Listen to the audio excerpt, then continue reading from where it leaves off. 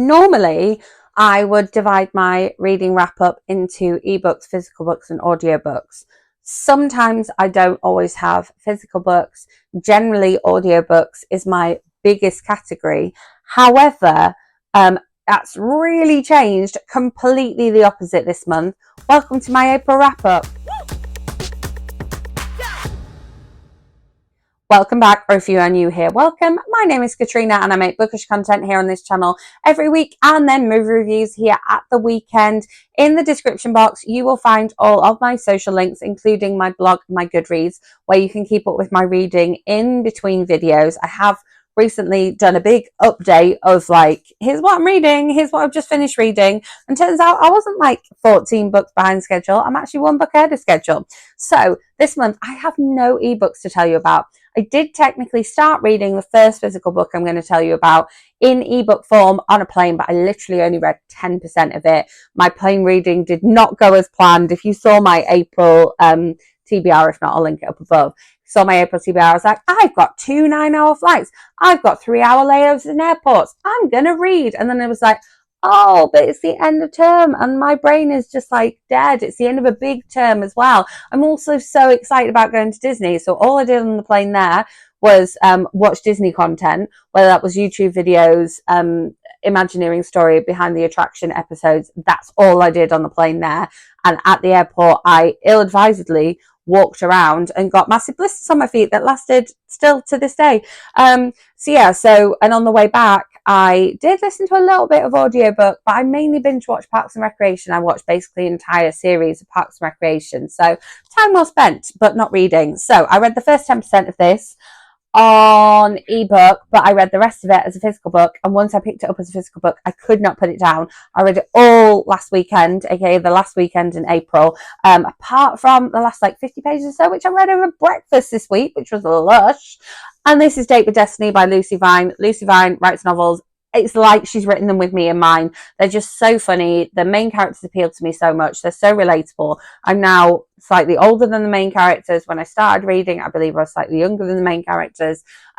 But they're just so funny. The friendship groups are so diverse, which is more like what real friendship groups are like. It's not like she's made them diverse through deliberately choosing. She knows what female friendship groups are like. She knows that they don't just contain females and they don't just contain straight white females. And I love that about Lucy Vine. I just think that she just writes so amazingly. So this follows Ginny, who had this fortune teller read her fortune back in the day with her best friend Mafanwe, and has these 6 predictions for her 32nd year. So she's getting ready to turn 32. These predictions need to come true during this year. So we have a heartbreak, a loss of independence, and a death in the like negative one. And then in the 3 good things, we've got a life-changing trip, reconnecting with someone, and meeting her soulmate. Now, the life-changing trip was 100% my favorite part of this one. No spoilers, but it made me laugh out loud so much. There are so many like cool one-liners in here. There's so much kind of early noughties pop reference as well, which I love that Lucy Vine again always puts in her books. And I just love that kind of like community of her main characters. It's just so funny. It comes out on the 9th of May. The pre-order link will be in the description box. Highly recommend. This is one just to put in your bag this summer, have with you, and pull out to read when you want a good laugh. But I do warn you that once you pick it up, you won't want to put it down. It's so good. I love Lucy Vine. If you haven't read any Lucy Vine, do yourself a favour. Make this your first one and then read the rest of her back catalogue because they are all fabulous. Then we have a whole stack of physical books here, which I have a reading vlog of coming your way very soon. And that is this year's Quick Reads books. So we have Game On by Matt Cain, which is an enemies to lovers queer romance. Loved it. Then we have The Jealousy Man by Jo Nesbo, which is a just 3 chapters long crime novel that involves going to, I think, Greece, if I remember rightly. Very twisty, quite dark. Didn't see the ending coming. This is the quick summary because you're going to have to go and watch that video for my full thoughts. Then we have an abridged version of Mallory Blackman's Boys Don't Cry. Technically, this was a reread for me, but it was so long ago that I read it that I didn't remember an awful lot about it. This was so much better than I remembered. I love the fact that they've included a YA in here. This is definitely YA, not middle grade. But I just really enjoyed reading this one. But because it was YA, I read this in entirely one sitting and it took me about an hour and I really loved it. Then we also have Karen Swan, The Last Summer, An Island Full of Secrets, A Gripping Love Story. This is historical romance, so not necessarily my thing, but I like the fact that they've included a different romance in here, so it's completely different from the Matt Cain romance. And then we have nonfiction. We have Without Warning and Only Sometimes, a story of laughter, love, and hope. I combined love and laughter then. Laughter, Love and Hope by Kit DeWalt, who has written a quick reads for a previous year's quick read series before. Again, this is a bit autobiographical, but it is just a chunk. It is just a section of Kit DeWalt's early life. And so this was the first one I read because I was really in the mood for nonfiction. And so I love the fact that there's a nonfiction book in this category. And then finally, a thriller, which I literally could not put down. I, walked around with it. I needed to get something from the kitchen. I walked along reading it. And this one is Those People Next Door by Kia Abdullah. This one tackles racism and gives Louise Candlish Our House type of vibes, and is an awesome thriller. So really diverse collection there. And I talk about all of these and you can see me reading them and my thoughts as I read them in depth in a quick reads reading vlog, which will be the next bookish video that you see. So make sure you hit that notification bell and are subscribed so you don't miss out on that one, because I go into more detail in all of those. But I just think this year's quick reads collection is probably the best collection as a whole, because it's just got a little bit of something for everyone. Or if you're quite a wide reader like me, it's a great, a great addition to your reading this month. The crime one, I definitely wouldn't have picked up. And the Karen Swan one, I definitely wouldn't have picked up. The other four are definitely more in the zone of things that I would read. However, there were new to me authors in there, and that reread of Boys Don't Cry in that truncated version was excellent. So again, we are still on the physical books here. And then a physical book which I finished with my class at school. Technically, I started this in March, but we read this one so quickly and we almost finished it before the Easter holidays. I really wanted to finish it before the Easter holidays, but we ended up finishing it in the first week of term. And this was a reread for me. This one was sent to me. No, it was given to me, I think, Random House in the very early days of my blogging. And I don't normally read historical fiction, but I picked this one up and I couldn't put it down. It was amazing. It's still one of my favorite books of all time, and rereading it with my class and having them get so involved in it. I was reading and they were literally like this. They wanted to read it all the time. They were so disappointed when we had to stop because we didn't have time. And when we finished it, we literally spent the entire sort of reading afternoon sat in the library finishing it. And this is Cross My Heart by Carmen Reed. Now, my blog is linked below. I've listed the other picture of this one because I think it's been re-released as a Kindle Unlimited by C.A. Reid, because Carmen Reed is normally associated with adult rom-coms.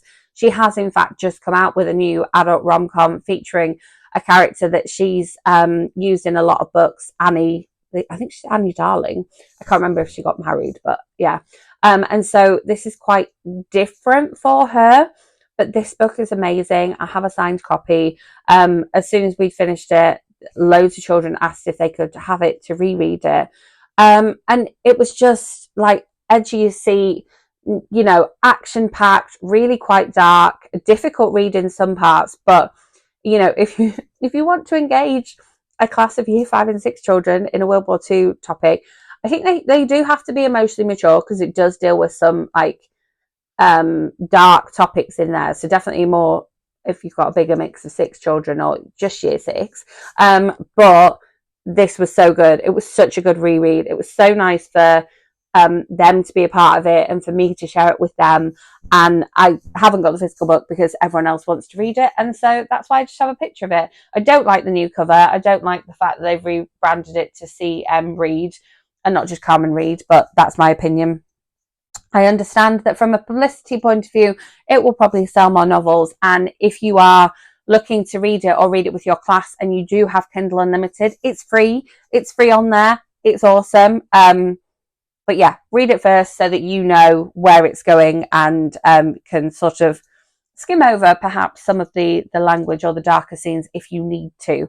But yeah, from a girl in World War II in Belgium point of view, as opposed to what we normally read about either boys in the UK or boys in Germany. Really, really good link with the topic if you're doing World War II, which a lot of schools do in Key Stage 2. So there we go. And then my non-fiction pick of the month that I listened to on audio was Can't Even by Anne Helen Petersen. I have read Anne Helen Petersen once before, so it was interesting to have this audiobook narrated by her. This is How Millennials Became the Burnout Generation. I expected this to be a little more subjective and a little more opinion based, but it was a lot of research and a lot of data in here, and so it was quite an easy listen because you could kind of listen along with the data, and it wasn't necessarily case studies, but it was really interesting. I was a little bit worried that it would make me sort of feel stressed out, like I read when I read The Burnout by Sophie Kinsella, and I was like, oh my God, this is like talking about my life here. But it didn't, it made me feel sort of validated in some of the ways I do things, but also be like, oh, okay. I think that, you know, I'm maintaining some balance. I'm not maintaining a perfect life balance, but then who is?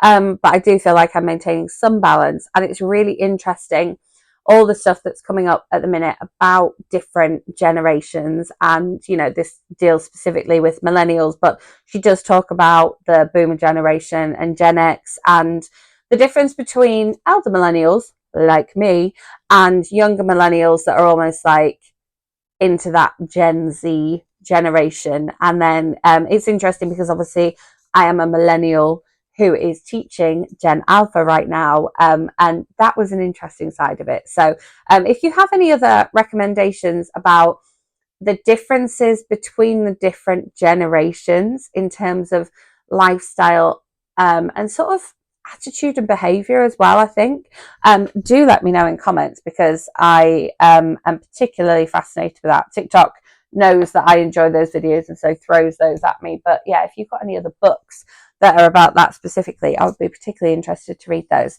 So there you have it. I read my quick reads, I read those 2 paperbacks, and I listened to the 1 audiobook. So as I say, make sure you are subscribed and hit that notification bell so you don't miss out on that reading vlog, because I go into more depth about those books in there. Let me know in the comments what you read in the month of April.